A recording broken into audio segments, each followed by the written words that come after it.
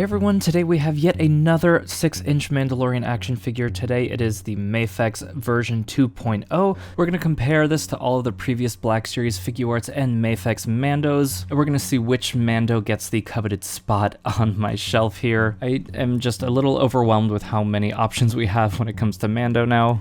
I kind of think this collage on the back looks very amateurish, doesn't really look like a high-end product, but of course we're more concerned with the figure itself. Today we are going to do comparisons to the new SH Figuarts, the new Black Series. Of course we're going to cover everything. Let's get this out of the box. Mafex figures, if you don't know, they all come with a stand. We've got some instructions there as well. Let's get this opened up.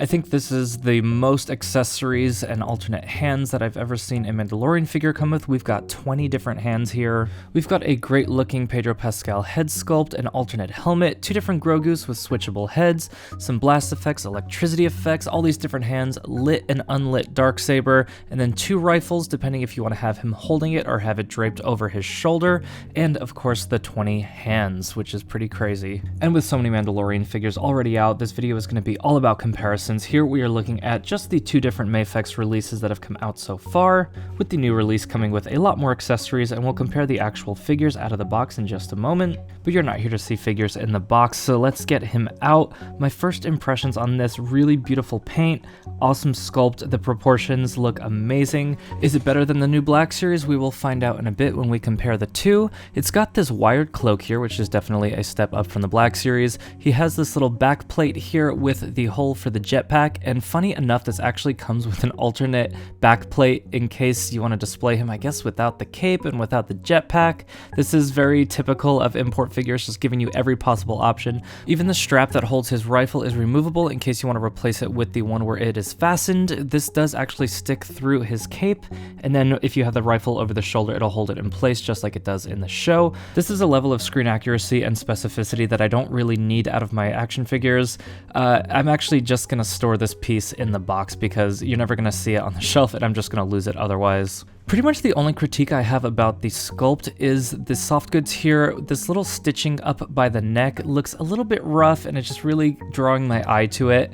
And then also, just because the wires go so far up the neck to the point where they're tucking under the chest plate, it just bunches up a little more than I would like up at the top here. I think maybe if the wires didn't make it all the way up to the top and it was just fabric sitting there, this might sit a little bit more naturally. Let's break down some of the engineering here. The shoulder pads are loose. They're on their own little hinge here. This is an improvement from ways that different companies have done it in the past. Like Figuarts just has that little peg, which was always difficult to get back on, but this one goes on a lot nicer. We've got some bicep swivel here and some gauntlet swivel, plus a very well hinged elbow. With a lot of import figures, you usually get a lot more articulation, but a lot of times it can feel pretty loose or feels like you're just kind of handling like a marionette or something. It's just not as fun to like pose around as a Black Series figure, even though it has more posability. This one, I have been pretty thrilled with how nice it feels in hand. The joints are a lot tighter than other Mafex figures and Figuarts have felt in the past. So far, I am very pleased with this figure.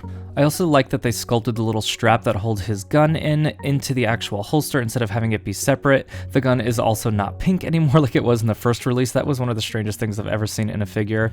There's no hole in the cape for the jetpack, but I guess that wouldn't really make much sense. But it does peg in onto the back plate here. Of course, the back plate with the hole in it, and then there is some little storage for the darksaber here, the little clip right there. You do kind of have to move the cape around the side of the jetpack here, as is sort of to be expected, or you could just have it sort of like blowing in the wind behind him. I am pretty pleased with how this cape sits. A lot of times with wired goods, it's a little bit difficult to make them look natural. Everything I kind of tried with this cape, I felt like it looked pretty decent. Before we get into the other accessories, I just wanted to show you something cool with some of the alternate hands here. There's sort of everything you would expect from alternate hands, but what I wasn't expecting was 2 different sets of trigger fingers, one for the rifle and one for the pistol. You can see the ones on the right are for the rifle, and they have just a little bit more of like a bend to the wrist, as if he's kind of aiming down the sights. A lot of figures will have hinges at the wrist, but this just takes it up a notch and adds a couple more degrees of that angle into the wrist itself of the hand. I don't think I've ever seen that before. Let me know if that's something that is in other figures, but to me that's brand new and it looks great.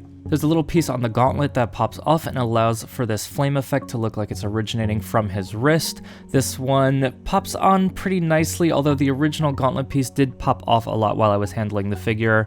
The pistol fits great into the trigger hands, and the little hinge at the wrist and the elbow just makes this pose look really nice. The jetpack flame effects do fit nicely, but there is no hinge like there is on the Black Series one, so you can't really adjust the angle of the flames, but I guess the jetpack just kind of just shoots them straight down, and so it's more about adjusting the body of the figure itself. I don't like the mix of soft goods and plastic for the satchel here, but the Grogu head does look okay, and you can pop that off and switch it with the other included head. I actually like the Pedro Pascal head sculpt a lot more than I thought. These up close can look a little bit strange, but once they're on your shelf, they tend to blend it a lot nicer with your Black Series figures and figure arts and whatnot. There's been some big misses, especially from Mafex when it comes to face printing, but I think they kind of figured it out here, and I'm really happy with how this looks. We also unexpectedly got an entirely separate helmet just to have this little flashlight on the side here. This also does come with a Grogu, which of course the Black Series sells separately, so keep that in mind when comparing prices here. Black Series charged $25 just for their Grogu figure. This doesn't come with a pram or anything.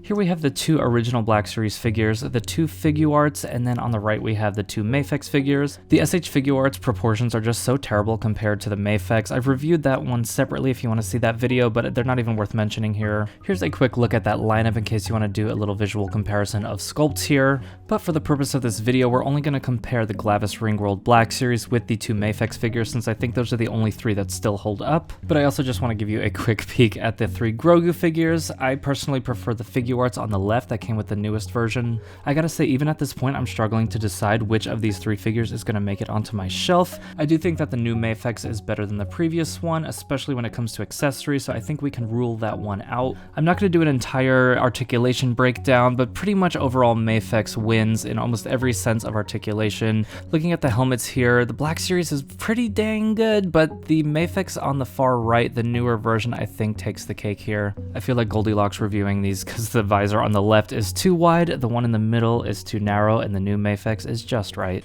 I'm also loving the little details on the new Mafex Darksaber. I think that looks great.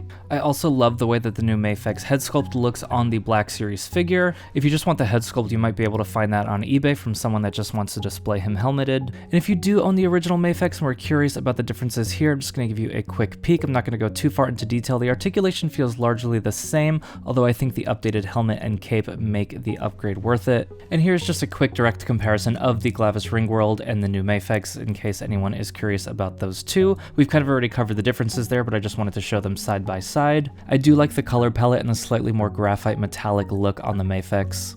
Here they are with the SH Figuarts Boba with a custom head by Fett Clone. Here is the Black Series Ahsoka with a custom paint job by Frederick's Figures. I really just can't leave my figures alone, can I? And here is the Black Series Bo-Katan, also with a custom head, of course, by Fett Clone. So here are my final thoughts. The Black Series is an incredible value for the $25 compared to the $100 for the Mafex. It checks almost every box in terms of sculpt, articulation, everything I could kind of want out of a figure. The Mafex definitely takes it up a notch, but if you are just the type to buy a figure, pose it once and put it on your shelf, the Black Series is great. If you are a toy photographer, you like mixing up poses all the time, I think the Mafex may be the one for you. So which one is going on my shelf?